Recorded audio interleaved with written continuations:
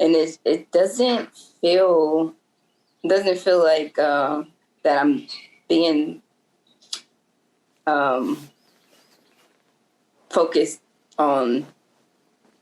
Like I feel like I'm ignoring the fact that it's not all these things.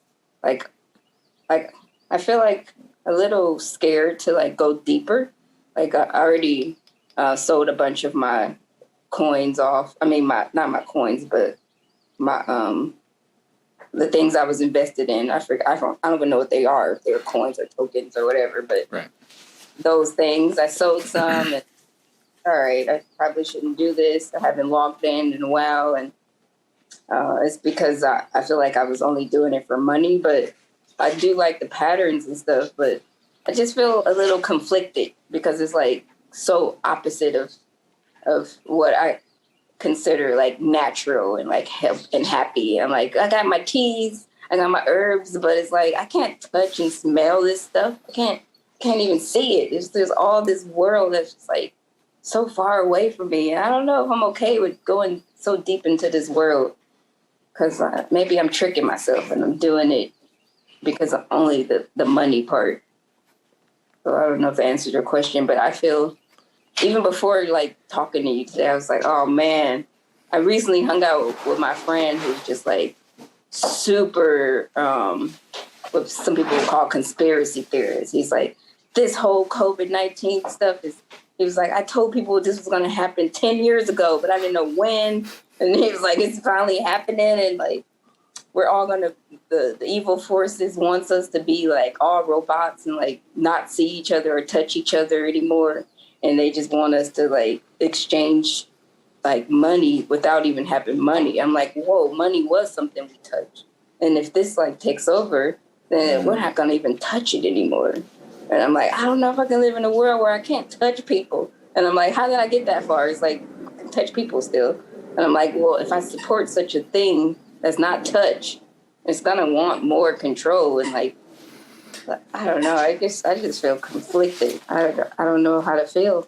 That's an awesome point. That's a very, very interesting point. I mean, if part of what we feel of control is being able to, to touch the thing and whatnot, and the currency mindset is going toward something that's non-physical and not touching it. How do we know that it's exactly going to stay the way that the blockchain says it is, or the way that it does it? That's a very interesting point. I had not really even thought about it from that angle. Thank you. Yeah, I mean, I would offer like an opposing viewpoint about the thing about the current system of money as it stands, and it could extend to blockchain, but I mean, right now, money is pretty abstract. Most of the dollars are just bits, Oh, she dropped out. There we go. We got it back.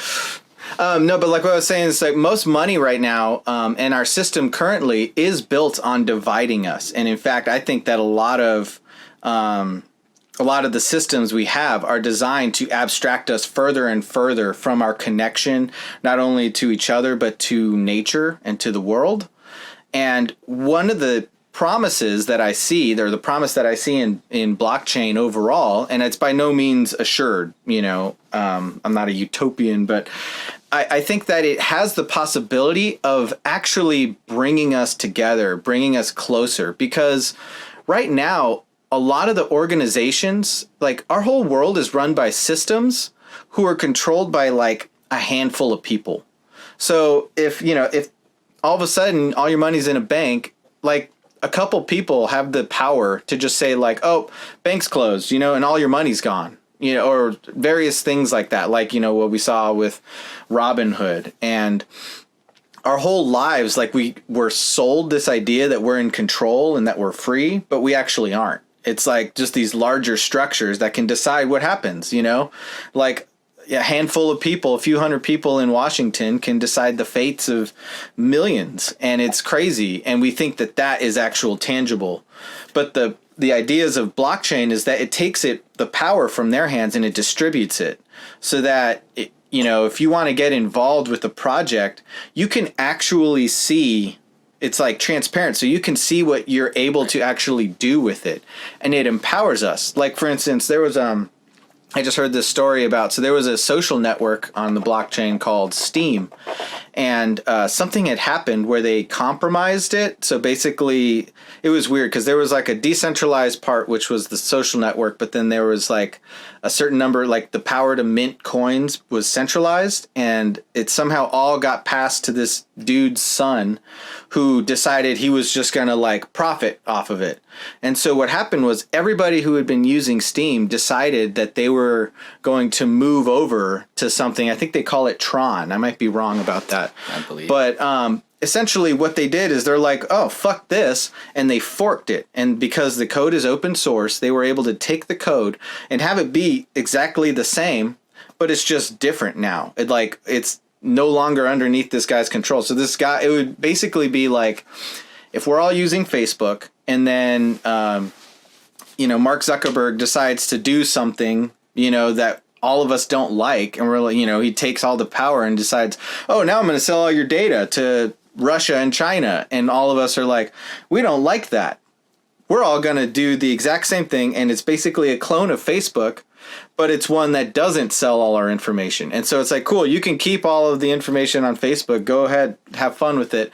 We're going to do everything on this network.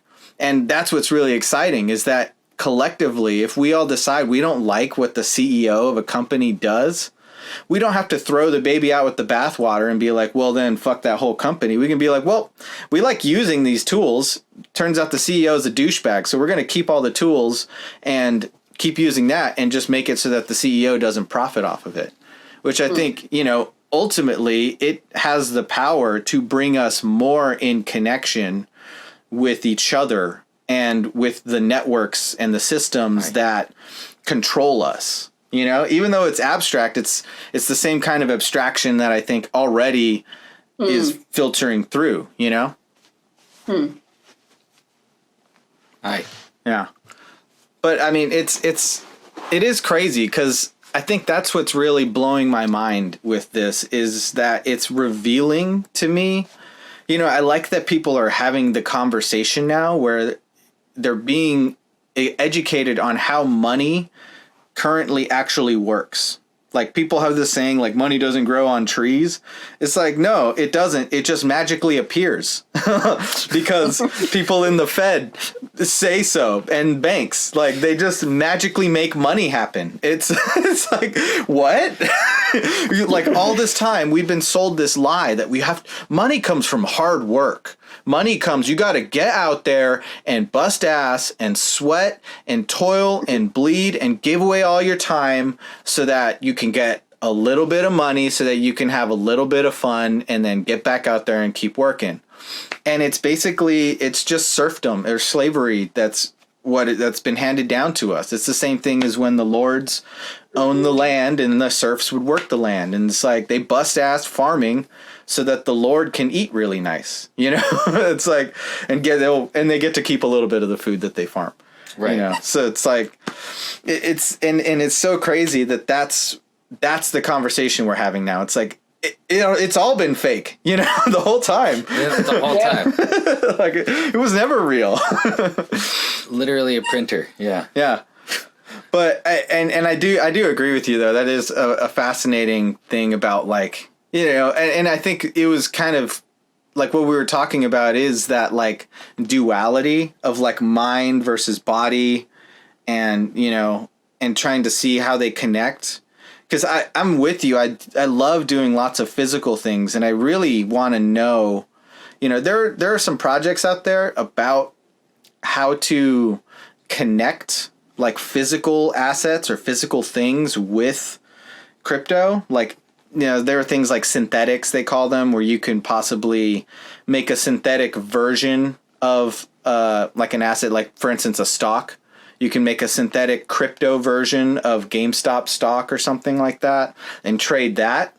And then you get all the benefits of crypto without any of the negatives of the stock market, and all the centralized authorities there. That's interesting. Yeah. And I want to do more research on it, but there's also, people have talked about using natural resource, like basing our money or a certain currency off of natural resources. This would be to control or regulate pollution, for instance. So it's like, okay, we can hypothetically say there's X amount of oil in the United States, Right. So then we divvy that up, and then it's like we use that as currency or something like that. That's, I don't know. I might not be able to fully explain that theory right now, but I think it is fascinating that ways that we could, well, yeah, I mean, even down this road, because I've been reading this book called Sacred Economics. Right. And he talks about how the crazy thing about money is it's the most unnatural thing because it never devalues. Like everything decomposes, everything, it's born, it grows, it gets strong, and then it slowly dies, and then it decomposes and goes back to the earth and gets recycled. But the thing about money is it doesn't do that. Money is just like immune to the laws of nature. It doesn't age. It is indistinguishable. Like you can't tell my dollar from Chris's dollar. Like if someone you love gave you $500 and someone you hate gave you $500, just put it in your bank account, there would be no way to spend the money only from the one you love. Like, how do you know which dollar is which? Right. And so there are these things about money that make it immune to nature. And I think that that's the reason why we're slowly killing the earth and destroying our societies, all based on money. We're all chasing money and hurting ourselves. And, in a way, that's like the lesson that you were learning from poker. It's like, that's what I'm trying to learn. But with crypto, I'm trying to lessen my attachment to money and like, oh, I need money. I need to get it. I'm freaking out when, Yeah. So. Yeah. I feel like if we can all be there and if we can all like collectively just be in that, like the powers of the crypto, like there's no centralized force, and we can just all be like, well, I'm just in it because I don't care about money, but I'm into like getting things from people and like trading it. I feel like if it can be there, like where we can just use it to have things that we want, like, oh, okay, I have 50 hats. I'll give you one if you give me tea. Like, or I need food, so I'll give you some of my shoes that I'm not using, or just things like for trade. I think if we can, if there could be some way that we can guarantee that this crypto world was just a better way to like trade, and, like, so that we can all have the things that we need and want, and just like share the world equally, and just like not have these power dynamics over each other, or not have this status thing over one another, or not have this division amongst each other. Like, oh, my house is bigger and your house sucks. So you can just be jealous of me, or maybe I'll let you come over if you extort yourself to me. Like these dynamics, I'm not saying that crypto is the blame for it, but I just hope that it just like can make things just more like one love, one life, one human race. Like, because I feel like it has power to do that. Because if there's no like thing up here, and then everything is like dependent on that, if it's just all one equal field, then I feel like that's like one of the first ingredients to like have such a reality. But I guess I'm a little biased because I know people in the space, and they're like beast. They're like, oh, I have this, I have that. I have 2 houses, and like one of them's a mansion, and I was like, I live alone. Yeah. Not saying you should go recruit people from the streets, but like it's just so weird for just like there's so many houses and there's so much food. So why is there homeless people and why is there hungry people? It makes absolutely no sense to me. Yeah. I can't understand it, and I just can't be behind something that I don't feel like is gonna. No, I'm not saying I can't be behind it, but I just hope that there's something that's just like gonna make this a little bit more even. It just doesn't make sense to not be.